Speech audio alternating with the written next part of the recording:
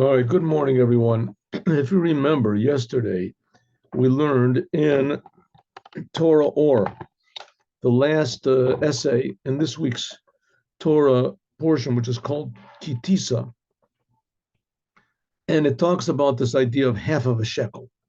The Torah portion begins with God telling Moses to take a census account of the Jewish people, and that everybody should give half of a shekel. And the shekel is Esrim Gera, is a shekel, and everybody has to give one half of a shekel.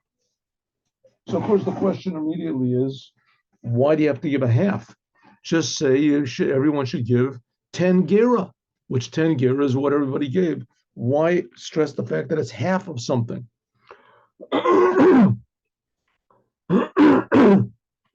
Half of something. So the Rebbe explains like this, that it's talking about it's talking about something in everybody's soul. What's in everybody's soul? A basic thing of Judaism is to realize what God is. That's the purpose of Judaism, that everyone should see and know and realize what is God. It's not just all the gods are the same, and you just everyone has different ways to get to God. We say in our prayers, Ein Kelokenu, there's nothing like our God. There's nothing like the God of the Jews. We worship a totally different God, or if you want to call it an aspect of God, that no one else worships. No one else worships. Namely, that our God creates everybody all the time, constantly, and he cares about everybody and everything that he creates. He cares, and he's involved with every single detail. And he creates the angels, and he creates all the upper worlds, and he wants us to, he has demands from us. He wants us to appreciate him and to love him and to come to be aware that there's a creator that's creating us. This is, on one hand, a pretty strange thing to say, but on the other hand, it's also pretty logical. I mean, if God is really creating us, and everybody knows they're not creating themselves, no one knows exactly where they come from. So it could be that God is creating us. There's a God that creates us, and that God is creating us every moment. Right? And you can say that, God just created us a long time ago, and that, he just looks on from above, looks like Greek literature, the Iliad and the Odyssey or something. The gods are looking down on us. And there's enough sentences in the Torah that support this, that God is looking on from up high, etc. And that's all true. And just the simple narrative of the Bible, that God is a character, and he spoke to Adam, and he spoke to this, But we're trying to point out that all this, what it said in the Torah, is definitely true. God did speak to Abraham, and he did speak to Yitzchak and Yaakov, and he spoke to Adam, and he spoke to this. He spoke to all these different people, and he cares about what's going on. But even more than that, he cares right now about each and every one of us. And he's creating us, and he's enlivening us. Every single human being in the world, every single animal, every plant. But animals and plants can't appreciate this. They haven't got free will that they can take a choice. But human beings do have a free choice, and they can appreciate it. And that's one of the ideas of Moshiach, is that everyone will come to appreciate the Creator. Now, when you appreciate the Creator, what does that look like? It looks like, it feels like love. Love. Love is when there's something very valuable, when there's something, and it's yours.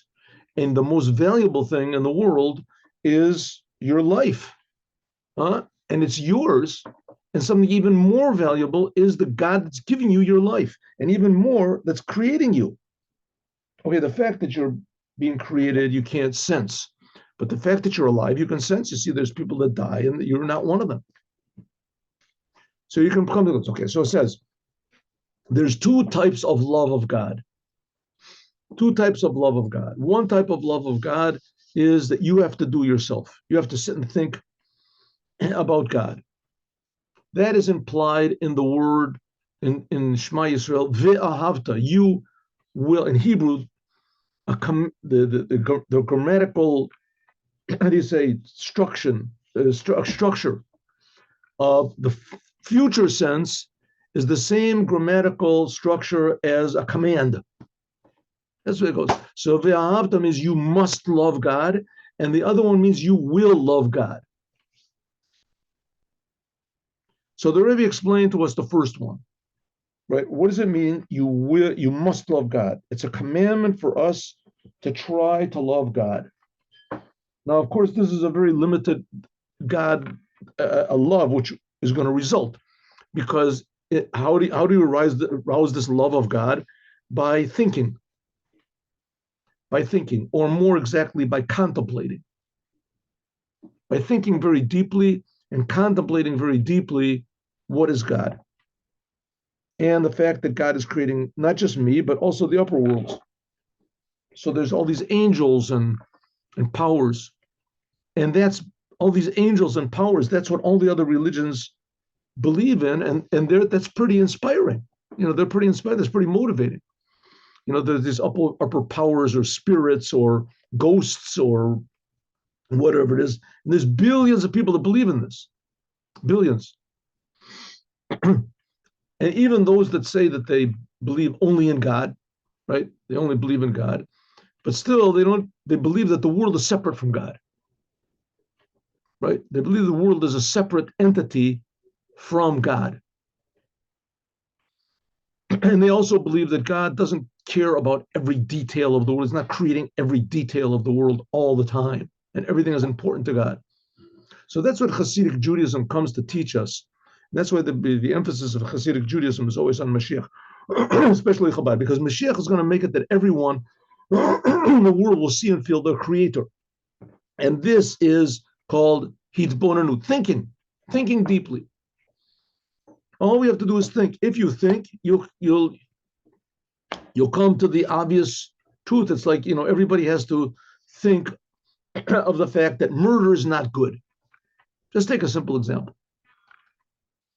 Let's say everyone in the world is convinced murder is not a good thing. How do you know murder is not a good thing? You think about what is life. How life is a good thing. How murder is not a good thing. People, okay, you can take it to extremes also, but nevertheless, it's a fact. Murder is not a good thing, right? But there's people that think that it is. So you have to think and realize the value of life. Now, everybody's alive. It should be the easiest thing in the world, right? So you realize everybody's alive. To think that my life is the exact same thing as somebody else's life, and therefore I shouldn't kill people, right? So it's a thing you have to think about. And when you think about it, you can come to it. But when you're not thinking about something like nuclear physics or something like that, that you can take it or leave it. Here we're talking about your life, where your very life comes from, what should be the guiding principles in your life, if there are such things. And that is the Creator. There's a Creator that creates you. And this you have to think about. When you think about the Creator, and you think about how good the Creator is, and how the Creator is creating everything, and how this whole entire world is just like a little ray of godliness. And that even more God put, this is I can look at my own flesh and I can grasp a little bit of an idea of what God is, that God exists and God creates existence, and here I exist, and God is life, and God creates all life. And you think about that, and you can come to love God. Come to love God. And this love of God is constant, right? You appreciate everything that God makes, which is everything. And even more, you appreciate the Torah and the commandments. And the Rebbe likened that the Torah and the commandments are like hairs. Remember we learned that yesterday? Like hairs that come from the brain. This davar zeh, thinking about these things, thinking about what God is and what really is valuable and how God cares about us and how God gave us the Torah so that we would know what to do with our limbs and our mind and our heart that God is creating. To think about this, it's an obligation for everyone to think about this very well, deeply. That depends on our free choice. So if we remember, that's what the Rebbe started yesterday. And he said, do we have free choice or not? On one hand, it says you will love God. You don't have any choice. Everyone eventually will definitely feel how good God is, and feel that God is creating us and feel that God gave us the Torah. Everyone in the world will do this to different degrees. So we don't have any choice in the matter. On the other hand, we do have a choice in the matter, and that's the commandment that we should love God. The commandment means you can choose to think about God or you not choose to think about God. And that's what we talked about here. That's our free choice. We have free choice what to think about, what to contemplate, if we should, which direction to turn our mind. But if we make the decision to turn our mind to start to appreciate God, then there's what to appreciate. And eventually we can wake our mind up, and that'll wake up our heart to have a certain love of God.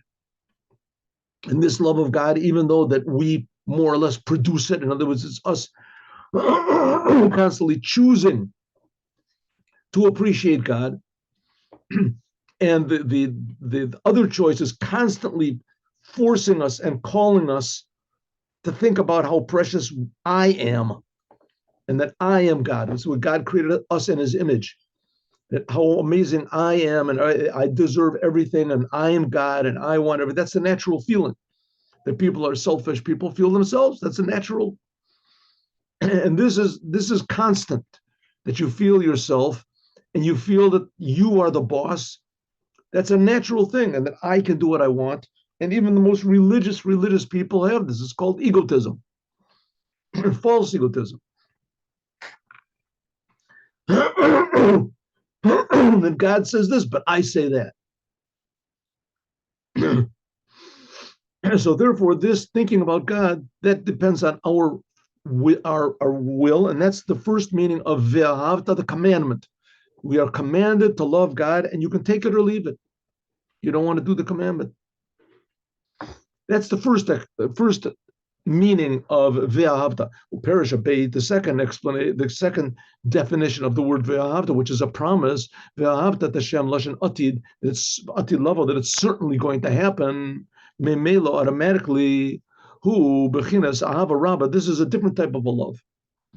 This is a great love that comes from above. Me'ito, from God himself. It's something that God awakens in us. Perush Shema. That's what it means. Shema, listen, Shemiah. In other words, you will hear. One word of Shema means to understand. Shema, even in English. Do you hear what I'm saying? Do you hear what I'm saying? It means, are you paying attention? Do you understand what I'm saying? And the other word Shema means Shema means to listen, to hear. To hear. One meaning of Shema means to understand. It means to listen to what I'm saying. The other one, Shema, means just to hear. And that's Shemiah. You're not thinking about it at all. It's above understanding. That's one of the things of the shofar. A person hears a shofar, everybody, right? You go into a place and you sound the shofar. I think I've told you about this before. I was once on a big college campus, and people weren't, we set up, it was in Israel, and we set up a tefillin stand. No one was paying any attention. It was in the month of Elul when we sounded the shofar. I sounded the shofar. I didn't know what was going to happen. And suddenly everybody stopped. They all stopped and they looked. Now, nobody understood what was going on. Just something. So it says this is a love which comes from above, because we have to remember what we're talking about over here. God really does exist. Whether you believe him or not, that's up to you. But the fact of the matter is, God really does exist. Not he exists. God creates all existence. God, in fact, is creating us. This is not just Jewish belief, and that Judaism is based on this philosophical, how do you say, postulation that, let's believe like this. The fact of the matter is that God creates all existence. That's the fact. You want to believe in it, believe it. You don't want to believe in it, don't believe in it. But there's going to come a time when everyone in the world will realize that whether you believe in it or not, whether you're thinking about it or not, suddenly everybody's going to realize, hey, I'm being created. And the creator is infinitely good. And this is a thing that's going to come, that's like the shofar gadol, the big shofar. Everyone's going to realize it. Okay, this is called shekel hakodesh, This is called shekel hakodesh. Right? Kesef, it says, Makseh shekel, shekel hakodesh. It's made of kesef. Kesef is silver. The word kesef means also love. Kesef nichsafta, nichsafta. Means love, a great love. Haba milamayla, which comes from above. B'mishkal, that it's weighed out. Kol chad lefum shiri delay. Each person a different degree and a way of love. B'vichinis asay tov, in a way that is doing good. V'sur meira, and turning from bad. You can get something like this sometimes. Let's say maybe an example of this maybe is how do you call it?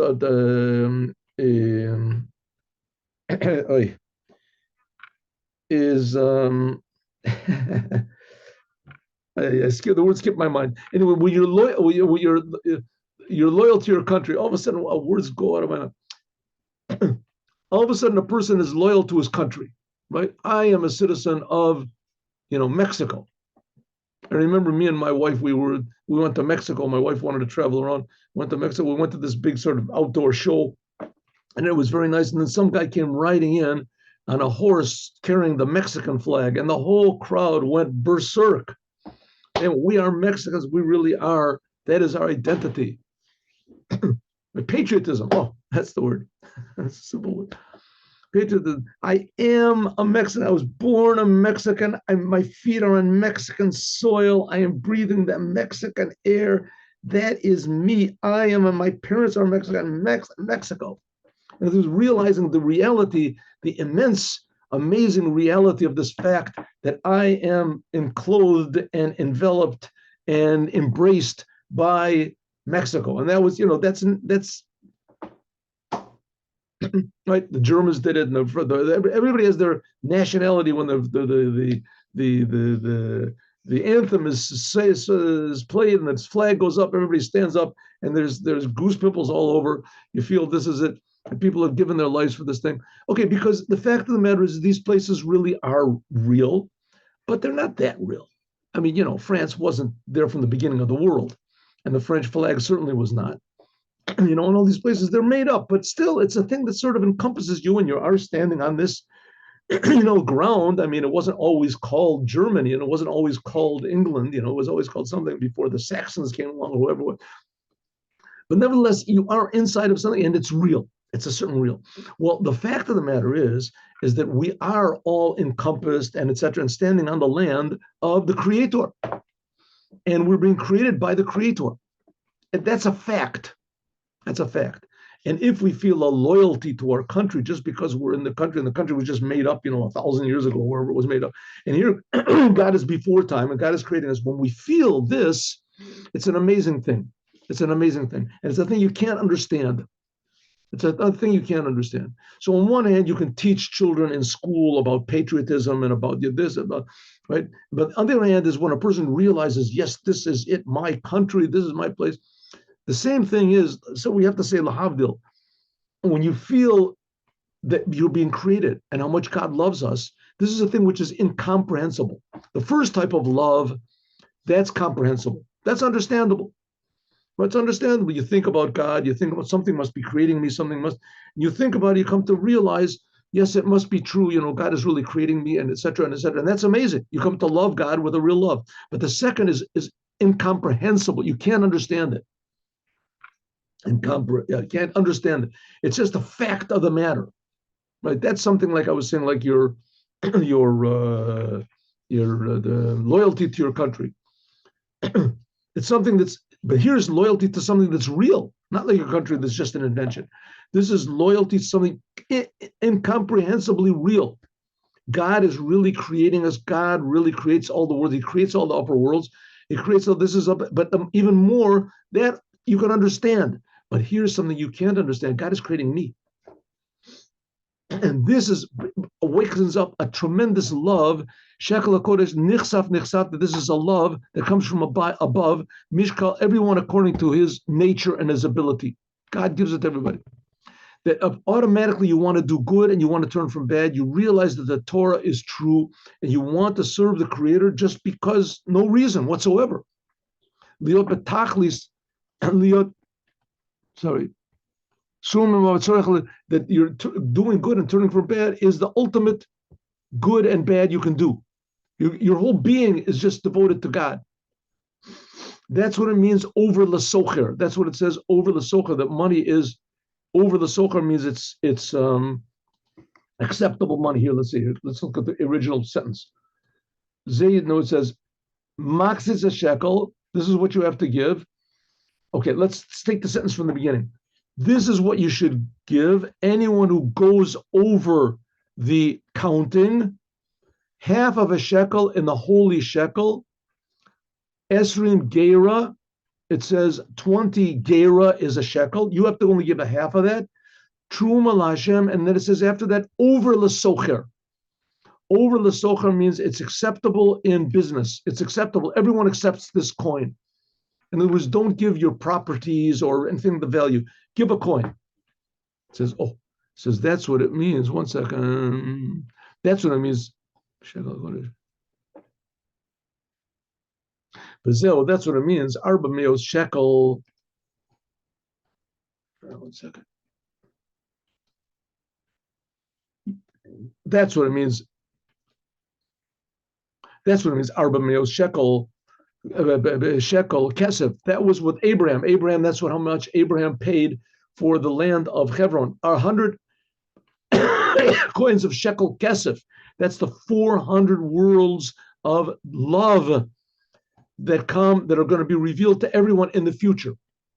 When is this love going to be revealed? That's one of the things that Moshiach is going to reveal. Moshiach is going to make this world a vessel that people will want to accept the oneness and the goodness of God.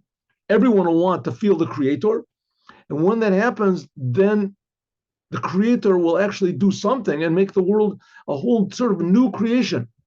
That's what it means, Esrin Gera Shekel. The world will feel the Creator, something like it was before Adam ate from the tree, but even higher. That's what it means. 20 Gera is a shekel. What is it? 20 Gera? Kikol Echad, because both of these two types of love has 10. What's the 10? The 10 is Seichel v'midos. Chachma bina v'dat, the 10 sfirot. Kanora, like it's known, ubechinas ahava rabba, but this tremendous high love, this comes from above, this also has 10. In other words, let's say everyone in the world, let's talk about the Jewish people, are three people. Three people. You have one person as your natural self, who you are. You have a personality, you have your thoughts, you have your values, you have your emotions, right? You have the things that you like, things that you don't like. Then we have a Jew that's devoted to God, devoted to Hashem. He realizes in his mind that God is creating me, God is creating everything, God is infinitely good. To do what I want is not necessarily what's true. He thinks about God, he tries to do what's right, he tries to be good for the world, he tries to be beneficial. He doesn't think about himself as much as possible, right? That he does according to a religious Jew, a Jew.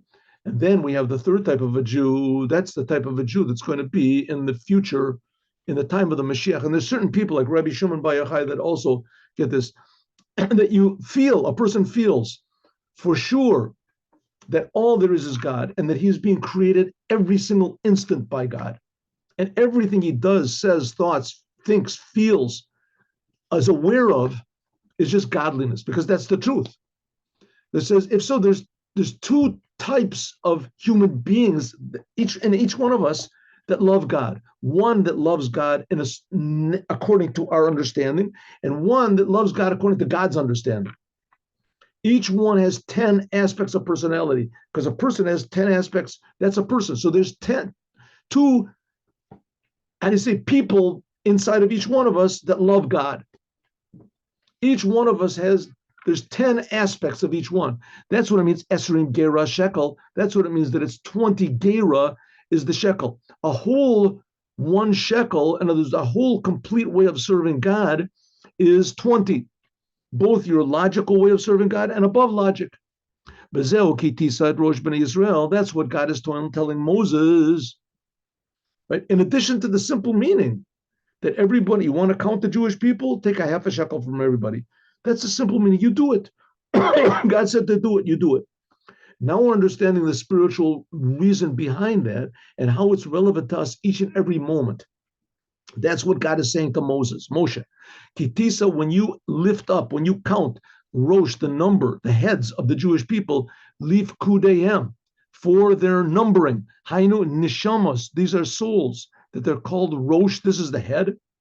Leave Kudayim, what does it mean? Kudayim means when they are visited. Hashem Pakad et Sora. Like it says that God visited Sarah to make her pregnant. It says that Sarah was barren and she became pregnant with Yitzchak. So God visited. This is what we read on Rosh Hashanah. The natnu ish kofer nafsho, and then you give what's called the cleaning out your soul to Hashem. When God visits you and you feel this upper love of God, this gift, then that makes you into a different person. Kofer nafsho, you become a different person. That everything you did in the past was because you just didn't know. But not everybody gets to this level of this big love that we're talking about, where God visits you and that you suddenly feel that you are being created by God. Only the biggest prophets got this. Only the biggest prophets, they received this level. It says that all of the rabbis in the time of and that are mentioned in the Gemara, in the Talmud, what they call the Perushim, what the non-Jews disparagingly call the Pharisees, right? They all had the ability to raise the dead. Just they could all raise the dead. So to a certain degree, they all had this level. Okay, at least the greatest ones of them, Rabbi Shimon Bar Yochai, etc. In any case, however it is, not everyone gets to this big level of God where we see the truth. But that they have all these 20 aspects of their soul awakened. The essence of the soul and also the understanding part of your soul, logical part of your soul is also awakened. But the first type of love, the logical part of your soul, that you can think about God and get inspired, chova is an obligation on everyone. That's why we only have to give half of a shekel. Only half of a shekel. We have to contemplate and try to think as much as possible about what really God is and how God is creating the world, as much as possible to think about this, and that God gave us the Torah, and the Torah is the wisdom of God, and the commandments are the will of God. And when we think about this, it brings us to a certain degree of love, but that's only half of the picture. That's from our point of view, from below to above, to give our soul to be included in these the 10 aspects of God. And that's what it means. This lower aspect of loving God, these 10 shekels, this half of a shekel, and these 10 gera, this half of a shekel that everybody has to give. This is even a person that even a person that has transgressed the commandments. Anyone who's transgressed the 248 commandments, namely af misha over chas v'shalom, even a person that's transgressed on some commandment. 1 minute over here on this. Here we go. Yeah, and the 10 commandments over al pekudim.